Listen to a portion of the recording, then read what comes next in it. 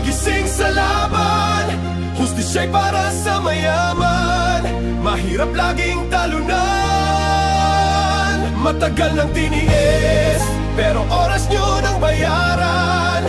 Huwag sanang hintayin, kamatayan ang hatol sa'yo ni Juan. Ito ang kwento ng bawat Pilipinong naiwan ang tinig ng mahihirap. Ang laban ni Juan habang sila'y nakaupo sa kanilang upuan. Mga tao'y nagdurusa at nakabaon sa utang. Tayo'y magsama-sama, tumayo at lumaban. Nilaban ng hustisya para sa kinabukasan. At ito ang inyong tandaan, at huwag niyong kalimutan. Huwag niyong galitin si Juan, sa kanto naglalako.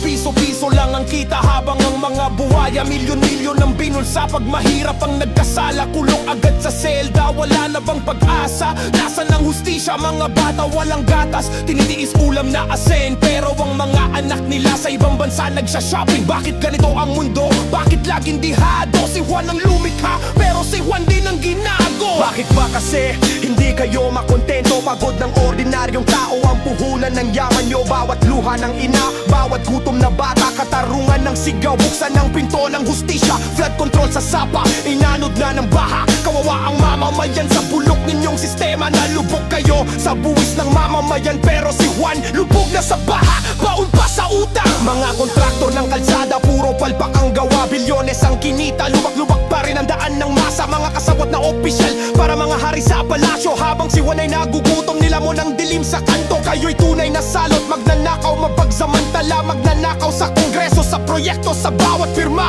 Huwag kayong kampante sa inyong karangyaan. Baka magalit na si Juan at tulan kayo ng kamatayan. Huwag mong galitin si Juan, baka magising sa laban. Hustisya'y para sa mayaman, mahirap laging talunan. Matagal nang tiniis, pero oras nyo nang bayaran. Huwag sanang hintayin, kamatayan ang hatol sa'yo ni Juan. Kung walang magnanakaw sa kaban ng ating bayan, eskwela'y puno ng libro, guro'y may dangal, magsasakay may patubig, ani sagana, manggagaway may sahod na sapat sa pamilya. Kalsada'y maayos, ospital ay kumpleto, bata'y nag-aaral, hindi nagugutom sa kanto. Sa halip ng bulsay, sariling inambag, yaman ng bansay, sa tao na ilatag. Kung walasan ang korupsyon at gobyerno ay tapat, serbisyo'y mabilis, bawat tao'y may sapat. Kabataan may pag-asa, pangarap ay abot, hindi na kailangang mangibang bayan at matakot. Kalayaan ay dama, tiwala ay buo, batas ay pantay-pantay, wala na ang kalbaryo. Kung ang pondo ng bayan ay di na nilustay, Pilipinas ay taas noo, may tagumpay. Paninililay darating, di mo kayang takasan, dugot pawis ng bayan, ito'y inyong bayaran. Mga kasinungalingan mo'y isa-isang babalikan, sa dulo ng kwento lalabas din ang katotohanan.